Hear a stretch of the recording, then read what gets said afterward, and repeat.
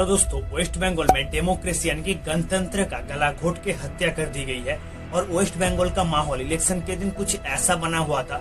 Election होना लोगों के सोच से भी बाहर हो चुका था। पिछले 8 जुलाई को वेस्ट बंगाल की 3 टायर पंचायत इलेक्शन की कई वीडियो सामने आया है। कुछ जगहों पे वोट पूरी तरीके से हो नहीं पाया है और जहां जहां वोट हुआ भी है वहां पे या तो बैलेट बॉक्स को जला दिया गया है, या तो पानी में फेंक दिया गया है, या तो चोरी कर लिया गया है। स्टेट कांग्रेस प्रेसिडेंट अधीर चौधरी ने आरोप लगाया था कि टीएमसी के कुछ गुंडे खुलेआम घूम रही थी और लोगों की मैंडेट को लूट रही थी। और ये भी दावा किया जा रहा था हाई कोर्ट के ऑर्डर के बावजूद सेंट्रल फोर्सेस को सही तरीके से तैनात नहीं किया गया था। ये सेंट्रल फोर्सेस एक बड़ा मुद्दा हो सकता है वेस्ट बंगाल की इस वायलेंस का। आइए वेस्ट बंगाल की इस इलेक्शन सिचुएशन को समझने की कोशिश करते हैं।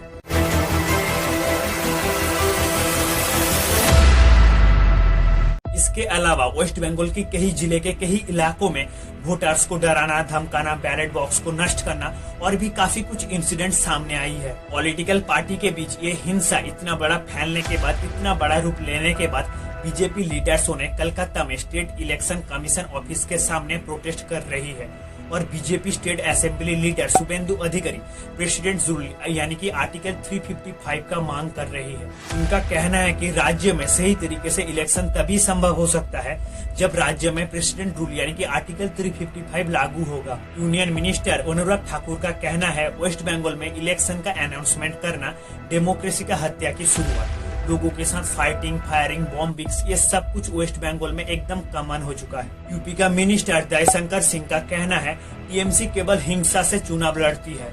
वेस्ट बंगाल में 8 जुलाई को इलेक्शन का डेट अनाउंस होने के बाद पूरे राज्य में हिंसा देखने को मिला और ये हिंसा देखने का कारण है नॉमिनेशन, क्योंकि नॉमिनेशन भरने का जो टाइम पीरियड था वो बहुत ही कम था और तभी से वेस्ट बंगाल में इलेक्शन का वायलेंस स्टार्ट होता है। वेस्ट बंगाल की 22 जिले में 63,229 ग्राम पंचायत सीट है और 9,730 पंचायत समिति सीट है, जबकि 20 जिले में 928 जिला परिषद सीट है, क्योंकि दार्जिलिंग और कालिम्पोंग में 2 टायर पंचायत इलेक्शन होता है जहां किसी भी तरह की वायलेंस, किसी भी तरह की हिंसा देखने को नहीं मिला है। इलेक्शन के दिन यानी कि 8 जुलाई को वेस्ट बंगाल की 8 जिले में कम से कम 18 लोगों की मौत हो गई है और ये नहीं कि बाकी जिले में हिंसा वायलेंस देखने को नहीं मिला है। हिंसा वायलेंस बाकी जिले में देखने को मिला है और वो भी बहुत ही बुरी तरीकों से। जहां 2018 में वेस्ट बंगाल की पंचायत इलेक्शन में 23 लोगों की मौत हो गई थी, जिनमें से 12 लोग सिर्फ इलेक्शन के दिन अपनी जान गंवा दिया था।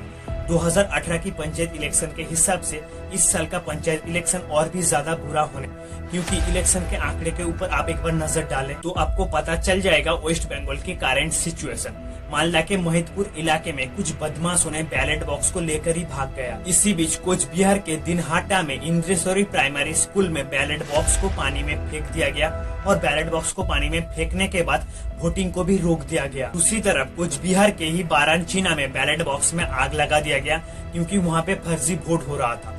यहाँ तक कि कोच बिहार में यूनियन मिनिस्टर निशित प्रामाणिक को भी वोट देने से रोका गया था। मुर्शिदाबाद के एक पोलिंग बूथ में टीएमसी और बीजेपी सपोर्टर्स के बीच क्लैशेस की वजह से वहाँ पे वोटिंग को रोक दिया गया और मालदा के गोपालपुर के बालूटोल में कांग्रेस और टीएमसी सपोर्टर के बीच क्लैशेस हुआ और वहाँ पे बम भी फेंका गया। साउथ 24 परगना जिले के भांगर में एक बम ब्लास्ट हुआ जिसमें 2 बच्चे घायल हुए हैं, क्योंकि ये दोनों बच्चे सड़क के किनारे पर पड़ा हुआ एक बम को गेंद समझकर उठा लिया, तभी ये बम ब्लास्ट हो गया। हुगली के धमसा में वोटर्सों ने बीजेपी और टीएमसी के बीच हाथापाई होने के बाद बैलेट बॉक्स को लेकर तालाब में फेंक दिया, क्योंकि इन वोटर्स का दावा था कि सेंट्रल फोर्सेस को सही तरीकों से तैनात नहीं किया गया था। ईस्ट मेदिनीपुर में सोनाचूर ग्राम पंचायत के टीएमसी बूथ प्रेसिडेंट के ऊपर बीजेपी वारकर्सों ने हमला किया।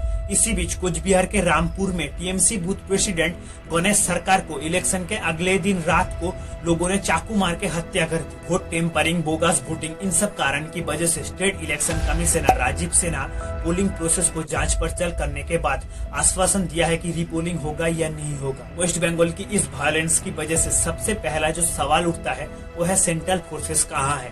लोग भी डिमांड कर रहे हैं सेंट्रल फोर्सेस कहाँ है। रिपोर्ट कहता है 70,000 स्टेट आर्म पुलिस के साथ साथ 822 कंपनीज की सेंट्रल फोर्सेस यानी कि एक कंपनी के अंदर 80 एक्टिव आर्म सोल्जर यानी कि 65,000 सोल्जर्स इन्वॉल्व था। लेकिन जहाँ जहाँ वायलेंस हुआ है, जहाँ जहाँ क्लैशेस हुआ है, कहीं पर भी सेंट्रल फोर्सेस नहीं था।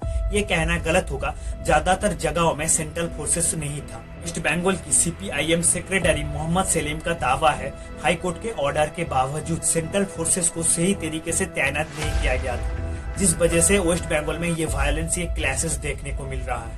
फिलहाल इसमें आप लोगों का क्या राय है, कमेंट सेक्शन में बताइए। फिर मिलते हैं अगली वीडियो में।